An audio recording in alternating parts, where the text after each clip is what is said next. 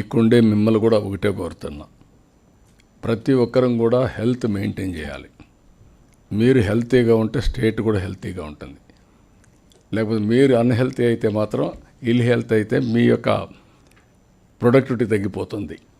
కాబట్టి first of all నేను మిమ్మల్ని కోరేది, ఎప్పుడు యోగా రామ్దేవ్ బాబా చెప్తా ఉంటాడు, 120 ఇయర్స్లో తినవలసిన ఫుడ్ కొంతమంది 40 ఏళ్ళు తినేస్తున్నారని, అక్కడి నుంచి ప్రాబ్లమ్స్ వస్తున్నాయని. బాడీకి నేను మార్నింగ్ కూడా చెప్పాను, సాయిల్కి కావాల్సిన న్యూట్రిషియస్ మినరల్స్ ఎవ్రీథింగ్ బ్యాలెన్స్, మన బాడీకి కూడా కావాల్సిన న్యూట్రిషియస్ ఫుడ్ బ్యాలెన్స్ చేసుకోగలిగితే చాలా వరకు హెల్త్ అంతా కూడా ఇంప్రూవ్ అవుతుంది. మనం హెల్త్ బాగుంటే సమాజానికి బర్డెన్ కాం, ఫ్యామిలీకి కూడా బర్డెన్ కాం. ఇప్పుడు మనందరం ఉన్నాం, హెల్త్ బాగలేకపోతే మీరు పోలీస్ ఆఫీసర్లు కానీ కలెక్టర్స్ కానీ గవర్నమెంట్ డబ్బులు ఇవ్వాలా, ఆటోమేటిక్గా బడ్జెట్ అంతా ఖర్చు పెట్టాలా. అదే కానీ మీ హెల్త్ బాగుంటే రాష్ట్ర బడ్జెట్ కూడా తగ్గుతుంది. ఇప్పుడు 20,000 కోట్లు ఖర్చు పెడుతున్నాం హెల్త్లో. దీంట్లో ఒక 30% తగ్గిస్తే it is a big money. రెండోది, మనం అందరం కూడా పని చేసాం, హ్యాపీగా నిద్రపోయేది నేర్చుకోవాలి. నేను ఇవన్నీ మీతో మాట్లాడుతూ ఉంటా అనిపిస్తుంది మీకు, ఈయన ఇట్లే మాట్లాడుతూ ఉంటాడని. I was scene in my life. మనం పని చేయాలి, పని చేసిన తర్వాత రెస్ట్ కూడా తీసుకోవడంలో నేను అందుకే చెప్తున్నా, స్మార్ట్గా పని చేయమంటున్నా మిమ్మల్ని అందరినీ. హార్డ్ వర్క్ కాదు, స్మార్ట్ వర్క్ చేయండి. Everything is available. If you do smart work you will win the game.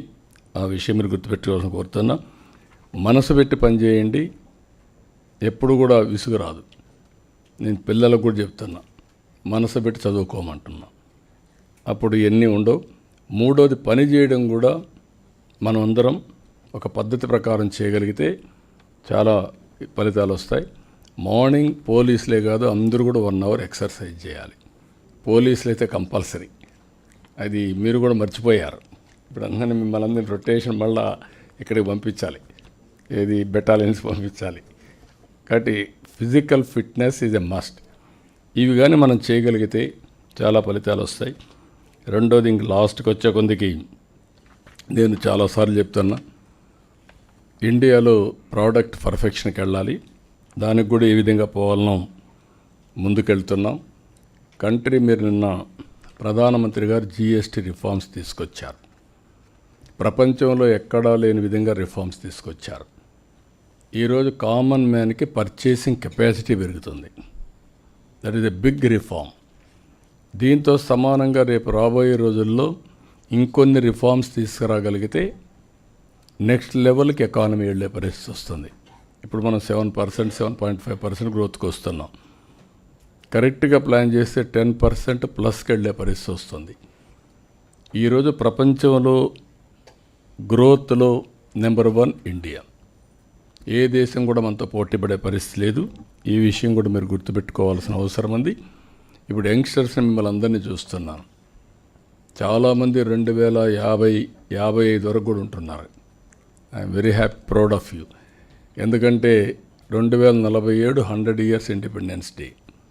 ఆ రోజుకి India will be number 1 country.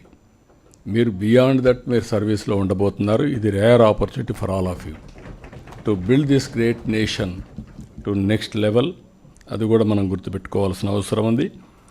ఫైనల్గా టెక్నాలజీ గురించి మునిపే మనకు ప్రజెంటేషన్ చేశారు. Technology is a game changer. We're in inspiring time. Again and again I'm telling you, మనం కానీ టెక్నాలజీని ప్రాపర్గా ఉపయోగించుకోగలిగితే డెసిషన్ మేకింగ్ తీసుకునే లీడర్షిప్ని మనం ప్రమోట్ చేయగలిగితే, డెసిషన్ తీసుకునే లీడర్షిప్. మళ్ళీ టెక్నాలజీ ఉండి మీరు డెసిషన్ తీసుకోకపోతే మాత్రం ఫలితాలు రావు. డేటా డ్రివన్ డెసిషన్ మేకింగ్, ఇది చాలా ముఖ్యమే మనందరికీ. నేను ఎవ్రీడే మండే మార్నింగ్ 2.5 hours సర్వేలన్నీ చూసుకుంటున్నా, పర్ఫార్మెన్స్ అన్నీ చూస్తున్నా, ప్రోగ్రెస్ అంతా చూసుకుంటున్నా. నెక్స్ట్ రివ్యూస్ ఏం పెట్టాలో అవి పెడుతున్నా. మీరు కూడా అది ఒక్కసారి డేటాను అనలిటిక్స్ తీసుకుంటే, దాని మీద మీరు డెసిషన్ తీసుకుంటే, ఎక్కడ మీరు ఫోకస్ చేయాలి, ఎంత టైం స్పెండ్ చేయాలి ఈజీ అవుతుంది. నేను నా లైఫ్లో first time young IAS, IPS, ఐఎఫ్ఎస్తో మాట్లాడుతున్నాను. ఇంత మునుపు నేను టాప్ డీజీపీలతో, డీజీలతో, ఐజీలతో డీల్ చేసేవాడిని. అదే మరి సిఎస్లతోనే డీల్ చేసేవాడిని. ఈరోజు నేను కింద నుండే వాళ్ళని మెంటర్ చేయగలిగితే మోర్ రిసోర్స్ఫుల్ అనే ఉద్దేశంతో 1-to-1 మాట్లాడమే కాకుండా I'm spending some time with them. ఎమ్మెల్యేస్తో కూడా నేను ఎక్కువ మాట్లాడేవాడిని కాదు. ఒకప్పుడు గ్రూపుల్లో మాట్లాడేవాళ్ళం. ఇప్పుడు 1-to-1 మాట్లాడుతున్నాం. I wanted to mentor, motivate and also వాళ్ళల్లో ఒక ఇన్స్పిరేషన్ తీసుకొచ్చి ఫ్యూచర్కి ఏం చేయాలనో బాధ్యతతో చేయించడం కోసం పోతున్నాం. అందుకే ఫస్ట్ టైం మీరు చూస్తే right place, right person, that is the exercise we have started.